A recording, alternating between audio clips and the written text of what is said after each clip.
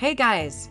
Today we're diving into the emotional, mysterious, and magical first episode of the new K-drama Heavenly Ever After. Buckle up, because this one's packed with twists, feels, and a little afterlife chaos. And before we get into it, kindly subscribe to Popverse for more drama deep dives like this one. Let's go! The episode opens with two lone sharks walking toward a house and knocking on the door. A calm, older woman answers. It's Hae-suk, our main heroine. The men ask if someone named Kaiwan is home. She replies, "I'm his mother. What do you want?" They reveal they lent Kaiwan money, and he hasn't repaid them yet. Hae-suk lies, saying Kaiwan went to the Han River. But the men catch her bluff. They already checked there. One of them tries to barge in, but Hae-suk blocks him and coldly asks, "Why do you lend money to men who can't pay back?" They snap at her, saying she talks too much. She tells them they can take her instead if they want, and when she starts chasing them, they panic and run. As they leave, Hae-suk heads back inside and meets an older woman, pretending it's her mother, but surprise! The twist hits early. She's not his mother at all.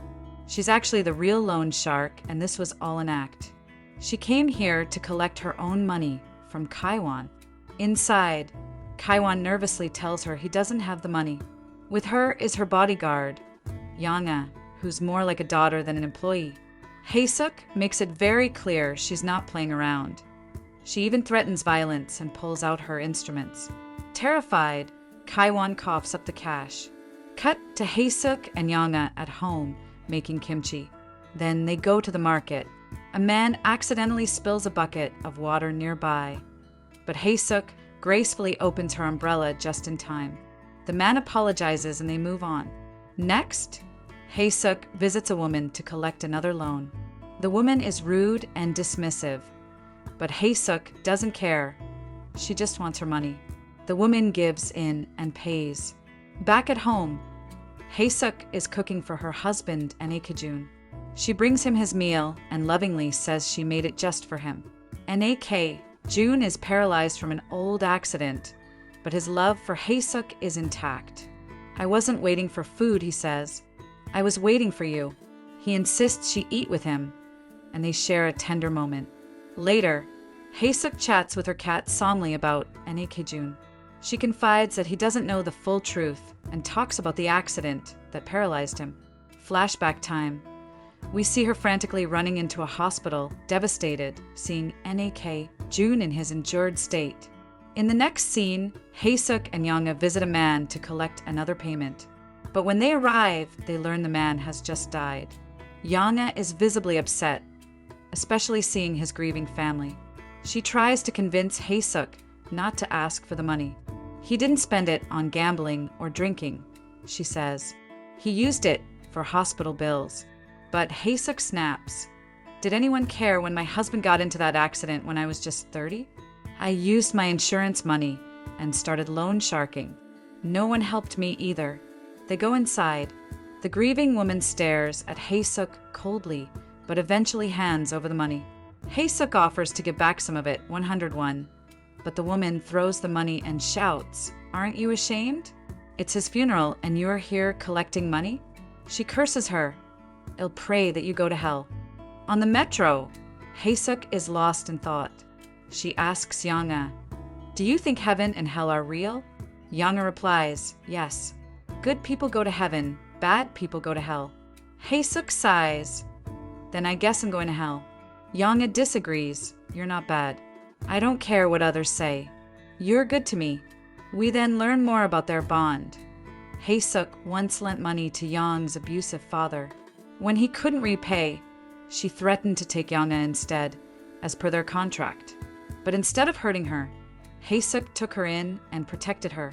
Later that night, Hae-suk has a terrifying dream involving the Grim Reaper. She wakes up scared and rushes to Nak-jun, who reassures her. She grabs his hand, and he tells her to hold on tightly. The next morning, Yanga sees Hae-suk coming out of Nak-jun's room and teases, "Were you two sleeping together? Did something happen?" Hae-suk jokes back, and if it did, "We're married." Suddenly, a woman arrives asking to join Hae-suk's loan business. "I'm desperate," she says. but Hae-suk turns her down. Later, at a flower shop, Hae-suk buys some flowers and brings them to Nak-jun, saying, "These are for you.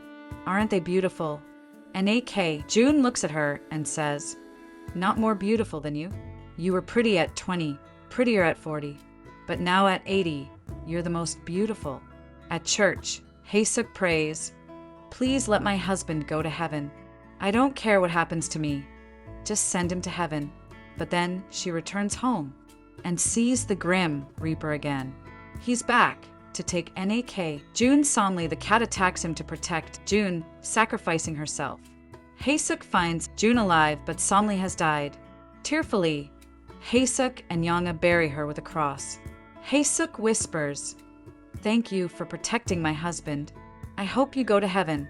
Time passes. Hae-suk comes home and finds Nak-jun unresponsive. She thinks he's joking again, but when Yanga checks, it's real. Nak-jun has passed away. Hae-suk breaks down as Yanga holds her. Days later, Yanga notices Hae-suk forgetting to take her medicine. Hae-suk lies, saying she already took it. They head to a shop to collect money, and Yanga spots a guy she seems to like. Hae-suk notices and pushes her to get dressed up and go on a date with him. But when Yanga reaches his shop, she sees him being threatened by someone. Furious, she starts breaking things. Hae-suk pulls her aside, asking what's wrong. Yanga cries, "I know you did this, so I stay away from you. But I don't want to leave. I want to stay with you." Hae-suk finally says, "I don't know when he'll die. I don't want you to suffer." But Yanga promises, "I'll stay with you no matter what." At home, Hae-suk admits he'll be leaving soon. Yanga says, "Then teach me that umbrella trick so I can protect myself too." Hae-suk agrees. 1 year later, Hae-suk passes away. At her funeral, Yanga stands alone until a mysterious man shows up. She asks if he was Hae-suk's friend. "Yes," he replies, "from before you knew her." He approaches Hae-suk's photo, and just like that, we see him as the Grim Reaper again. He takes Hae-suk's soul. She floats above, confused. He gives her a bracelet and says she'll now move on. She asks, "Are you the one who took my husband too?" He says yes. We flash back to Nak-jun's funeral. The Grim Reaper warns him, "If you remove your bracelet, you'll never meet your wife again." Nak-jun says, "Then go get her. Tell her I'll wait for her." Back in the present, Hae-suk hears all this. Tears fill her eyes. She asks, "Will I go to heaven?" The Reaper doesn't know. She's given options: train, metro, plane. She chooses metro. Inside the Afterlife metro, people are praying. Suddenly, the hell door opens, and those destined for it are dragged out, screaming. Hae-suk realizes she's not one of them. She's going to heaven. In heaven, she's told to drop off any remaining earthly items. A firefighter throws away his mask, saying, "I couldn't save the girl." We flash back to him, handing a mask to a girl and dying in her place. In the present, the girl comes to him and says, "I'll stay with you now. Protect me here." They reunite in peace. Hae-suk's turn comes. A girl at the checkpoint says, 2 questions. First, "Who do you want to be with here?" Hae-suk says, "Nak-jun." The girl smiles. "He chose you too." Second question, "What age do you want to be when you reunite with him?" Hae-suk first chooses 25, but then remembers Nak-jun's words, "You're most beautiful at 80. She changes her answer to 80. The girl asks, "Are you sure?" Most people want to be young again. Hae-suk nods. "I want to be as he last remembered me. But there are 2 routes. One is super fast but risky.